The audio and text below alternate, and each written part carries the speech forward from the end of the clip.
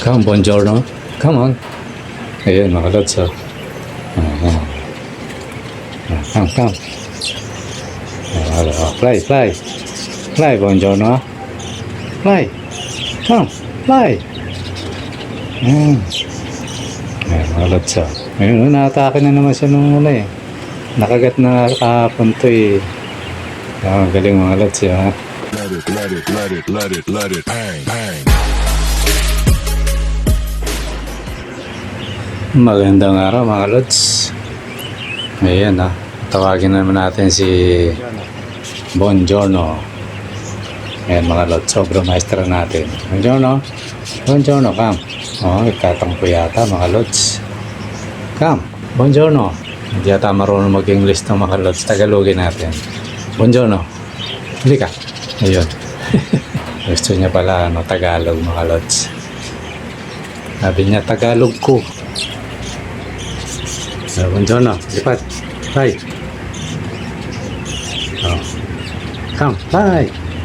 Lipat. Ayun, mga lods. Yan si Buongiorno, mga lods. Ayan, habang na naman yung nakagat na kahapon yan eh. Ayan, mga idol. Sa araw-araw na yan, pinapalabas natin, masasanay yan. Kaya lang, medyo ingat kasi medyo pinagtatakpan ko tapos para hindi siya masyado makapunta sa likod. Kaya medyo binabantayan din eh kasi itong parakit pag may nakita siwang lang yan, papasok yan eh. Ayan mga lods ka. Ganyan lang yan Mas maalala ko pala mga lods, nakita ko na yung daga. Inano ko na nga, naglagay ako ng lason. Tapos sa bahay din mayroong kapasok.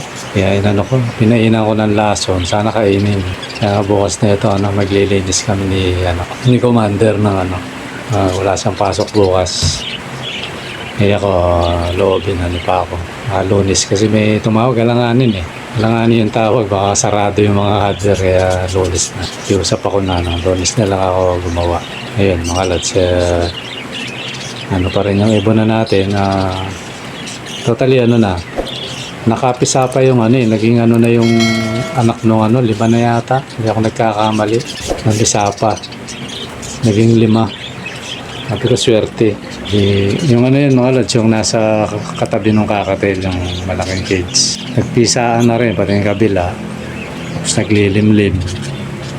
Meron pa ako hindi sinisilip yung nasa flying cage pa lang yun. Nagchuchak genie na yung mga yun. Yun. Nilagay ko sa breeding cage. Ayun na. Wala pa isang linggo. Umitlog na eh. Kaya yun, kasagsagan niyang naglilimlim. Actually, hindi ko nabibilang yung araw eh. Basta ako, tinitingnan ko lang pag may napisa. Kasi naman yan, tuloy-tuloy naman yan mga lods eh. Kumbaga kasi yung mga alaga natin, yung eksakto, hindi ko tinatandaan kung ilang Parang ganito lang, bawat 5 months, more or less yun. Mga gano'n, kasi halos magkakapanabay naman mga to eh. Pero yung eksaktong hindi ko tinatandaan na kasi naman to. Palagi naman tayo nag-out kaya lang pag tinanong ako nung yan more or less minsan 5, 6 mga ganun, hindi lalabas dun sa mga ganung pag may nagtanong halimbawa kumbaga natatansya ko naman pero eksaktong 5 buwan yung pecha hindi mga lods kasi naman to hindi naman ganun kamahal yung alaga natin. Siguro, pag yung kagaya ng kakatel, medyo may presyo yan. Baka sakali, mag-record ako niyan. So, yun mga lods. Totally ako, nagnanasa pa rin ako na, yung budget. Ganda nga sana, euro, di ba, Kaso mahal. 6,000 ang pares. Bale, 3,000 ang isa, Mahal pa sa kakatel, mga lods. Kasi yan, solid kasi. Pag American budget, ewan ko. Gusto ko kasi lumaki yung mga alaga natin mga lods. Laki yan para talagang solid. Para pag nagra-raffle, yun, speaking of raffle mga lods, naalala ko. May mga nagsasuggest. Meron daw, ruleta, matibay. Ito sinadya pag daw nagparapol ulit. Meron naman dapat daw pa isa-isang pair para maraming mabahaginan. Ganito yun mga lods. Gaya na sabi ko, di ba wala akong pamadyak? E paano kung puro malalayo yung nanalo mga lods? E baka hindi natin makuha kahit patuka lang. Siguro mga idol, pasensya na kayo kasi yun yung way na alam ko paraan na kasi kagaya ng suggest ng halimbawa 3 pares. Kung isang pares, halimbawa isa nasa Cavite, isa Pampanga, isa Metro. Ubos yung natin mga idol. Yung di ba merong entry kahit paano. Ubos yun gaya na sabi ko sa inyo, kaya ako nagpaparapol dahil sa mga kits natin para may pampatoka sila. Totally, nakabili na ako, bumili ako ng 12 kilos na patoka. So, imagine niyo kung yon. Kung tag 80 na lang, wag na 85, 80 na lang. Di ba, no? Sa 10 kilo, 800, 960 mga lods. Plus 4 na kilong Integra. Yung binibilang ko 43 45. Kung sa 45 ang 4 na kilo 180. Magkano yung mga lots? Medyo mahina tayo sa Kwentahin natin. 180 plus at saka 960 mga lots. Magkano na yun? Bali 1,140 mga lots. Mahal pa masahe dito sa akin mga lods. Minsan ako nagbibigay ako 100 100. Bali 1,240 mga lods. Imagine niyo yung nakita niyo ba yung epekto ng talagang pang lang, pangkain lang ng natin. Baga patoka. Ngayon kung halimbawa susundin ko yung kada manalo isang pares. Paano ko malayo mga lods? Diba sabi ko nga kung 500 o sasagutin ko na. Hindi 3 to kung saan malalayo. Wala nang matitira sa natin mga lods.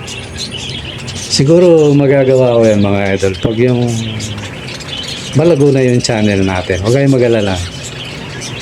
Ako sa totoo lang gusto ko talagang na yung mamigay na wala na kayong aalalahanin, di ba kaya lang di pa natin kaya mga lods, kaya pasensya na. Tapos yung matibay naman yun, parang mahirap yata yan lods kasi sa dami ng yung hanggang daw isa di ba isang tao minsan 5 yung entry niya. Halimbawa kahit 21 lang kayo, mga 22 lang kayo mga idol, yung mga sumali. Dahil yung iba, malalaki naman yung Hindi, ilagay natin, halimbawa 100, Hindi 100 na yun. Ako po, magsasawa ako mag-ikot mga lods. Baka mamaya mag-brownout. Lalo na ngayon, nagluluko yung sa amin dito. Kuryente. Alas araw-araw na Kahapon, muntik na ako hindi makapag-upload. Kasi, namatay. Mag-chat-chat ako nag-chat-chat ako ng cellphone. Pag saksak ko, wala nang kuryente. Nag-blackout.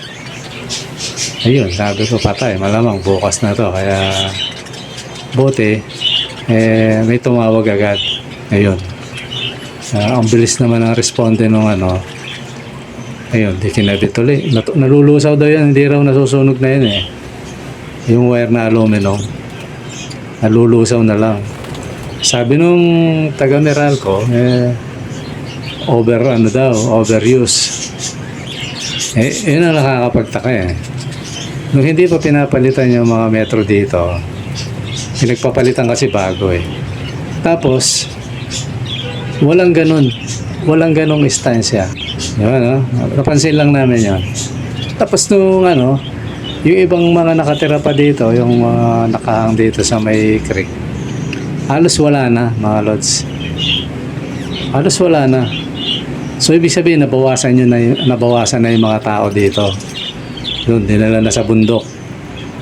Ngayon ko kung bagay iba nangupahan dito, hindi naman yung kalokohan ng gobyerno, Inalis mo rito yung tao, dinala mo sa bundok, kaya nangungupahan ulit rito.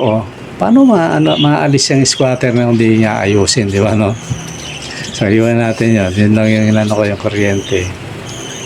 Ayun, na-demolish na yung iba. Tapos, bakit? Wala pa rin ano. Overuse daw. Dapat nga, nagkulang na yung gamit eh. Kasi dami nang umalis dito. Eh, ba, kaya gano'n nila yun eh. Ako, inala ko rito, tinatrial yung sa amin eh. Kasi balang araw, mangyayari yan yun, mga lods. Alam nyo yung piso net, di ba, no?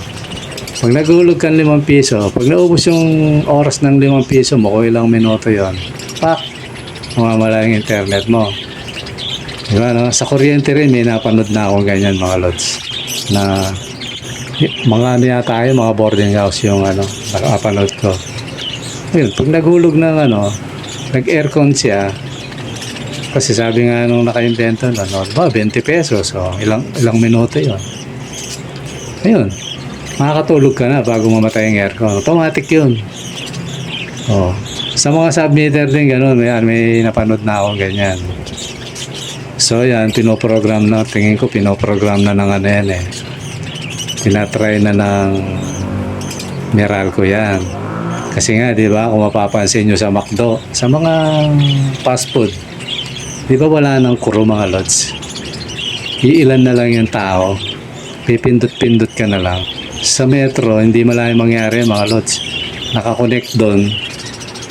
Hindi naman imposible yun sa technology. Nako, hindi man ako nag-aaral pero alam kong i-explain nyo kung paano eh.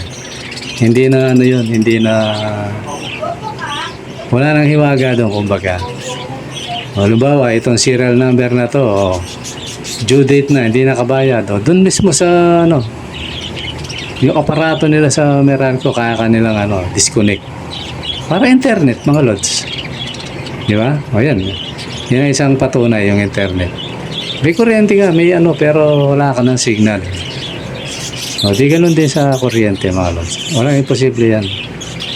Siguro, pinagpa-practice yung ano na. Ayan, ba't ba tayo napunta rin mga, mga idol? Doon dahil doon sa Rapol.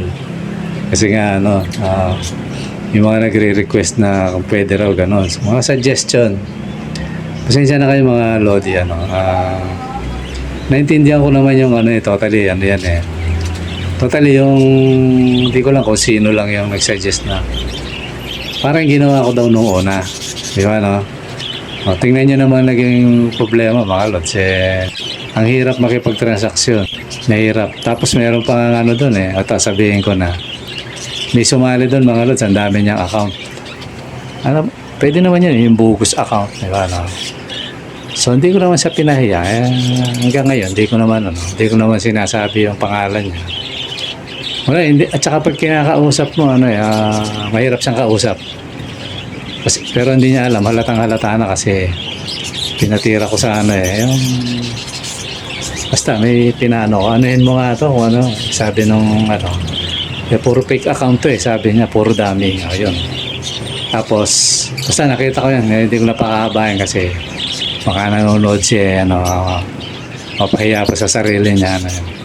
Kaya sabi ko, sa isip-isip ko, sige, pwede naman yung ginagawa mo ngayon, lalagyan ko ng amount.